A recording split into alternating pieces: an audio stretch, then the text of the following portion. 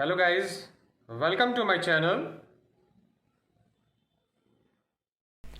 Today, in this tutorial, we are going to learn the use of when.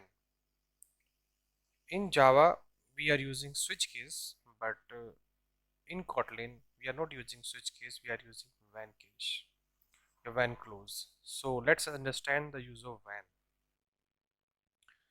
For using a when, first of all, we are creating a variable a, or we can make variable choice of any type. Any type, I will give you the reason why. Any means any data type. First of all, I'm giving here value 1. So in any means we can put integer value, we can put float value, we can put a string value. So this choice is a variable which of any data type. Okay, anytime, because by using this any, I will show the power of when. So here we are using a when and passing a choice here, then starting curly brackets.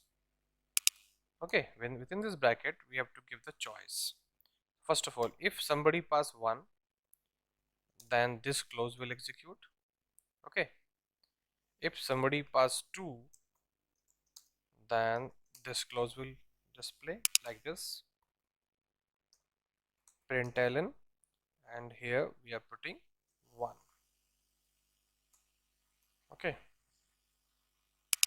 like this. Then if 2, then print 2. Okay, now run it. So this time we are passing a value integer, and here the value of choice is 1, so it will display 1. If the choice is 2, then it will display 2. Okay, 2. If the choice is nothing, means we see like this, else, and we are putting here the value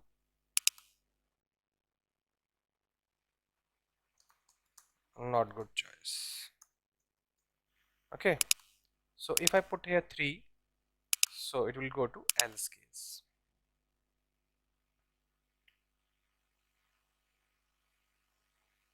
Getting or not good choice, because 1 and 2 is here but there is no 3. So if I put here the string type, I say 1. Okay, so and again we have a not good choice. Okay, because we do not have a 1, but this is the power of Kotlin.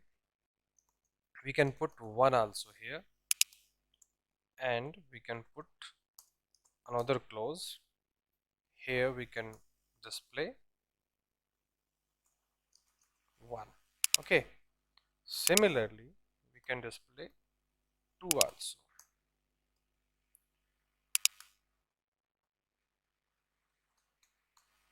This type of thing we can't do in switch case, you know that. In switch case we can't perform the integer and string values multinuously, but in Kotlin is the power of Kotlin, that by using this any, we can compare string, numerical, floating, and other type of data types multinuously without any problem. You see, we are passing 1, so the result is 1. If we pass 2 here, and the result would be 2.